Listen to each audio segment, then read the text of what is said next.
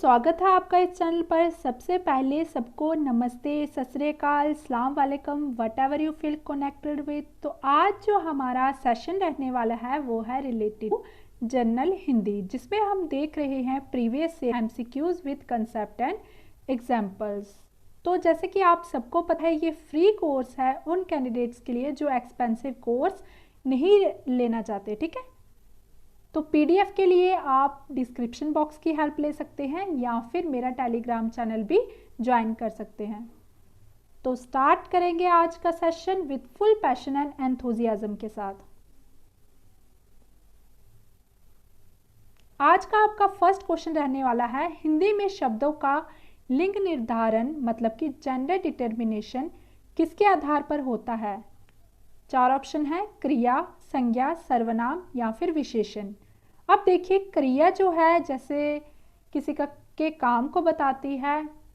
Example के लिए जैसे कोई खेलता है, पढ़ता है, तो उसके बेसिस पे आप जेंडर डिटरमाइन नहीं कर सकते, ना ही सर्वनाम के बेसिस पे कर सकते हैं और ना ही विशेषण के बेसिस पे कर सकते हैं।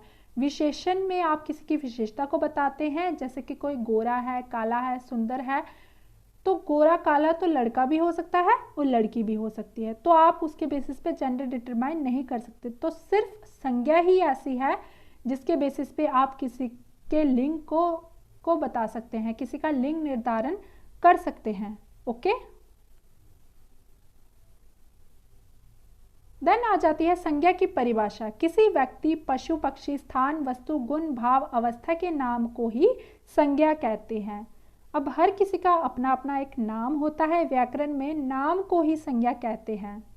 एग्जाम्पल्स हैं जैसे रमेश एक व्यक्ति का नाम है, ये लड़का है, इसका नाम रमेश है। कोलकाता एक शहर का नाम है, पुस्तक एक वस्तु का नाम है। शेर एक जानवर का नाम है, ईमानदारी एक भाव का नाम है। ऊंचाई से ऊंचा एक भाव का नाम है। ओके,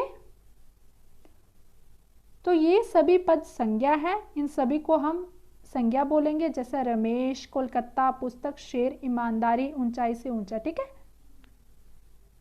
संज्ञा पद का अर्थ है नाम। देन नेक्स्ट आपका क्वेश्चन है, व्युत्पत्ति के आधार पर संज्ञा के कितने वेद हैं, 3, 5, 2 या 10। तो आपका राइट ऑप्शन है 3। कैसे, वो हम आगे समझेंगे। संज्ञा के वेद या फिर हम इसके टाइप्स भी बोल सकते हैं, 2 तरीके से होती है। व्युत्पत्ति के आधार पर संज्ञा के 3 वेद है और अर्थ के आधार पर संज्ञा के 5 वेद हैं।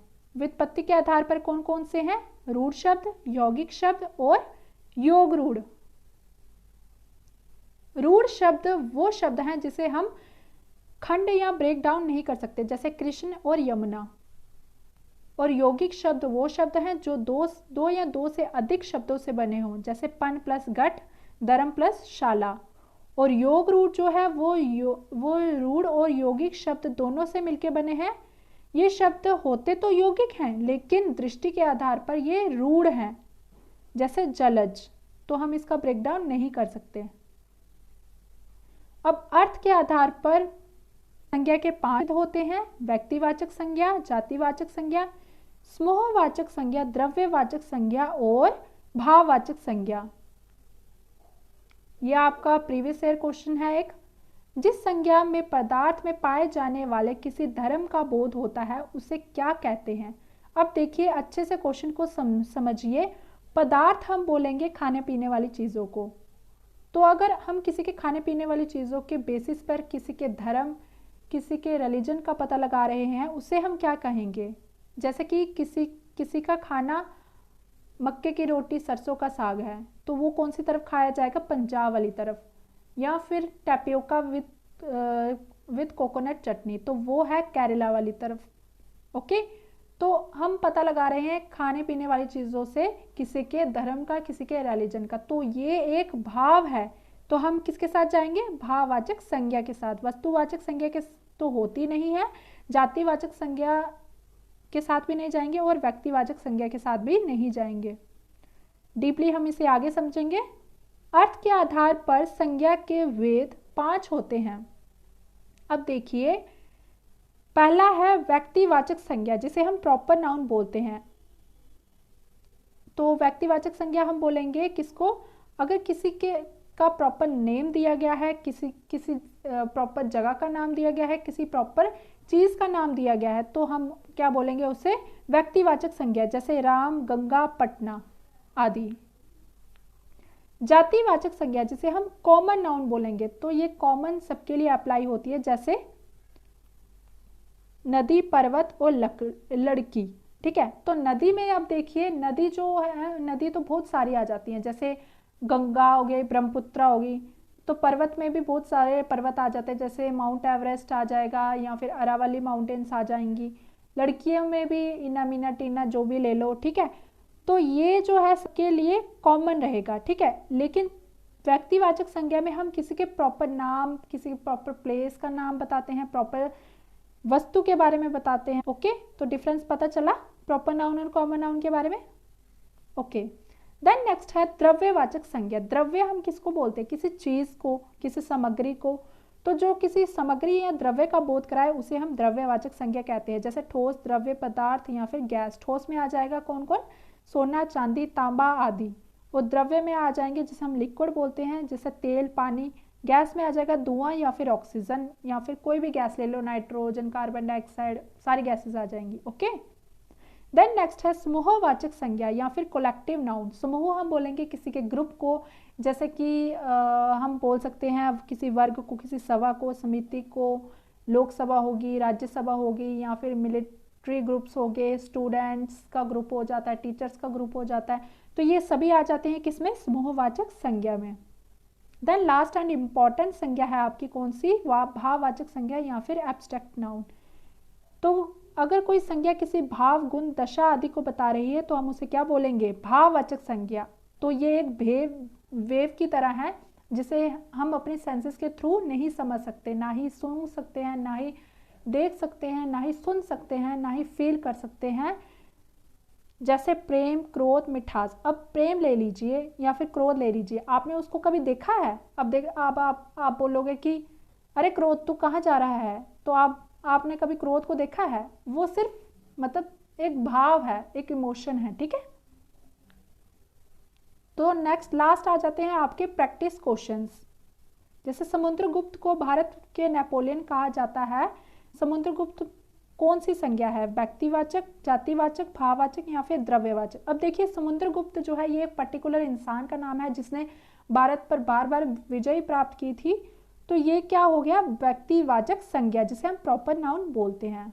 जातिवाचक संज्ञा भी नहीं होगी, भाववाचक संज्ञा भी नहीं होगी और ना ही द्रव्यवाचक संज्ञा होगी। देन नेक्स्ट है क्रोध, मिठास, कालिमा में कौन सी संज्ञा निहित है? तो क्रोध, मिठास और कालिमा जो है वो एक भाव है, इसलिए हम क्या लगाएंगे, भाववाचक संज्ञा के। देन नेक्स्ट है वीर का भाववाचक संज्ञा रूप है। तो वीर जो है, वीर का भाववाचक संज्ञा क्या है, वीरता और वीरत्व। वीर नहीं होगा, वीर क्यों नहीं होगा, क्योंकि वीर जो है एक एडजेक्टिव है, तो ये वीरता और वीरत्व दोनों ही भाववाचक संज्ञा है। देन है स्त्रीत्व शब्द में संज्ञा है। अब देखिए आपको स्त्री के बारे में नहीं बोला है, अगर सिर्फ स्त्री के बारे में बोला होता तो आप जा सकते थे जातिवाचक संज्ञा के साथ, लेकिन आपको स्त्रीत्व वर्ड दिया गया है इसलिए आप जाएंगे किसके साथ, भाववाचक संज्ञा के साथ, जो कि एक इमोशंस है, एक फीलिंग है, ठीक है। फिर उसके बाद नेक्स्ट है निम्नलिखित में से कौन सा शब्द संज्ञा है? अब देखिए क्रोध जो है वो संज्ञा होगी, क्रोधी नहीं होगा। क्रोधी एक इंसान की विशेषता है, क्रोधित भी नहीं होगा क्योंकि क्रोधित जो है वो क्रिया है। ओके, तो आप जाएंगे क्रोध के साथ। देन है बुढ़ापा भी एक प्रकार का अभिशाप है। अब देखिए बुढ़ापे के बारे में आपने बताना है कि ये वाक्य क्या है, जातिवाचक संज्ञा है, व्यक्तिवाचक संज्ञा है, भाववाचक संज्ञा है या इनमें से कोई नहीं। तो ये एक भाववाचक संज्ञा है क्योंकि बुढ़ापा जो है ये एक इमोशन है, एक भाव है, ओके, जिसे आप देख नहीं सकते, ओके, ना सुन सकते, अपने सेंसेस के थ्रू नहीं समझ सकते, ठीक है, सिर्फ फील कर सकते हैं। अब देखिए आपको भाववाचक संज्ञा की आइडेंटिफिकेशन कैसे कर सकते हैं, जिसके अंतिम में त्व, पा, पन प्रत्यय लगा हो, जैसे स्त्रीत्व, बुढ़ापा आदि। तो इससे आप पता लगा सकते हैं कि भाववाचक संज्ञा हम किसे कहते हैं। भाववाचक संज्ञा बनाइए, लड़का, लड़काई, लड़कपन और लड़काईपन। अब देखिए लड़कपन जो है ये हमारा संज्ञा हो गई, लड़काईपन तो आपने सुना नहीं, मैंने आपको बताया था कि जिसके लास्ट में पन तो लगा हो या ताल या फिर पा लगा हो तो वो क्या होता है, भाववाचक संज्ञा होती है। किसके साथ, लड़कपन के साथ, जिसे हम चाइल्डहुड बोलते हैं। ठीक है, फिर देन नेक्स्ट है जातिवाचक संज्ञा। जातिवाचक संज्ञा में आपको बताया था मैंने, जो किसी के जाति का बोध कराए, जैसे नदी में सारी नदियां आ जाती हैं, पर्वत में सारे पर्वत आ जाते हैं, लड़की में सारी लड़कियां आ जाती हैं और लड़के में भी सारे लड़के आ जाते हैं, इसलिए इसका क्या होगा, लड़का। सेना तो हो गया समूहवाचक संज्ञा, शाम हो गया एक प्रॉपर नाउन की बात हुई है, तो ये हो गया क्या, हमारा पहला वाला जिसे हमने क्या बोला था, व्यक्तिवाचक संज्ञा। ओके, दुख क्या हो गया, दुख एक तरह का भाव है, तो ये हो गया भाववाचक संज्ञा, तो राइट ऑप्शन है इसका लड़का। देन नेक्स्ट है अर्थ की दृष्टि से संज्ञा के वेद, ये हमने पीछे पढ़ा था, तो अर्थ की दृष्टि से 5 वेद होते हैं संज्ञा के। व्याकरण की दृष्टि से प्रेम शब्द क्या है, अब देखिए प्रेम शब्द जो है वो एक इमोशन है, ठीक है, तो ये क्या हो गया, भाववाचक संज्ञा। प्रिय विशेषण के साथ प्रयुक्त होने वाली संज्ञा नहीं है। अब देखिए प्रिय विषय आप लिखते हैं, प्रिय कवि लिखते हैं, प्रिय मित्र लिखते हैं, लेकिन प्रिय बैरी कभी नहीं लिखते, इसलिए बैरी जो है वो रॉन्ग है, इसलिए राइट ऑप्शन है।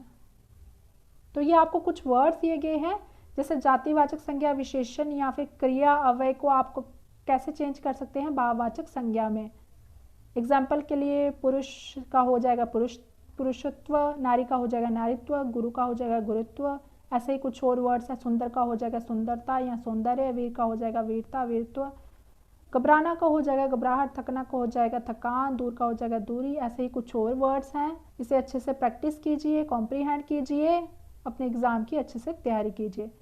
एक वर्क, एक चित्र की सहायता से सही संज्ञा शब्द चुनिए। आप देखिए एक छोटे बच्चों वाला काम है, ये आपका कुछ वर्ड्स दिए गए हैं जिसको आपको फिल करना है इन कलर बॉक्सेस में। ओके,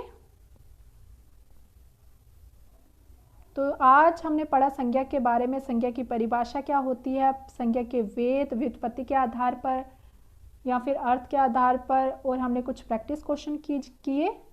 ठीक है, तो आज जो हमारा मॉरल थॉट रहने वाला है वो है, कर्म का फल व्यक्ति को उसी तरह ढूंढ लेता है जैसे कोई बछड़ा सैकड़ों गायों के बीच अपनी माँ को ढूंढ लेता है। अब देखिए कर्म जो है इंसान के अच्छे हो या बुरे, वो उनका पीछा कभी नहीं छोड़ेंगे। आपने जो पीछे कर्म कर लिए हैं वो आपको आज उनका फल मिल रहा है। ठीक है, तो आज जो आप कर्म करेंगे उसका फल आपको नेक्स्ट इन फ्यूचर मिलेगा। ठीक है, तो आज अगर आप फुल डेडिकेशन के साथ, फुल पैशन एंड एंथुजियाज्म के साथ अपना काम कर रहे हैं तो यकीन मानिए श्योरली आपको फ्यूचर में कोई भी प्रॉब्लम नहीं होगी और आपका फ्यूचर ब्राइट होने वाला है।